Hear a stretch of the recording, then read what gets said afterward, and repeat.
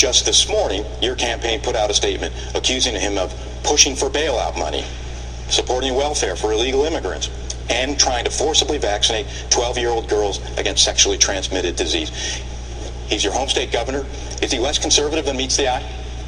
Much more so, yes. Just take the HPV.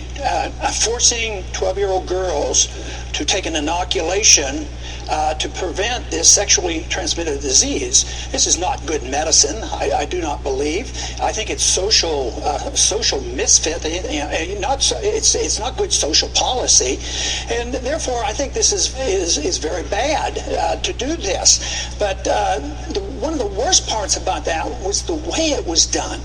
You know, the governorship in Texas traditionally is supposed to be a weak governorship. I didn't even know they could pass laws by writing an executive order. He did it with an executive order, passed it.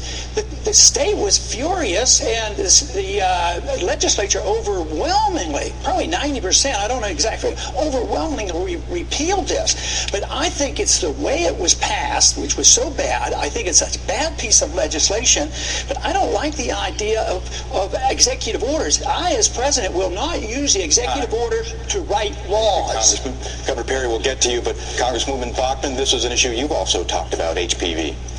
Well, what I'm very concerned about is the issue of parental rights. I think when it comes to dealing with children, it's the parents who need to make that decision. It is wrong for government, whether it's state or federal government, to impose on parents what they must do to inoculate their children. This is very serious, and I think that it's very important, again, that parents have that right. Education reform is another area. That's where I cut my teeth in politics, was being involved in education reform, because the problem you see is one of framing. It's the idea is, should the federal government control these areas, or should parents and localities control these areas? We have the best results when we have the private sector and when we have the family involved. We have the worst results when the federal government gets involved, and especially by dictate to impose something like an inoculation on an innocent 12-year-old girl. I would certainly oppose that. Thank you. Governor Perry, we've had candidates talking about you. Yes, let's hear from you.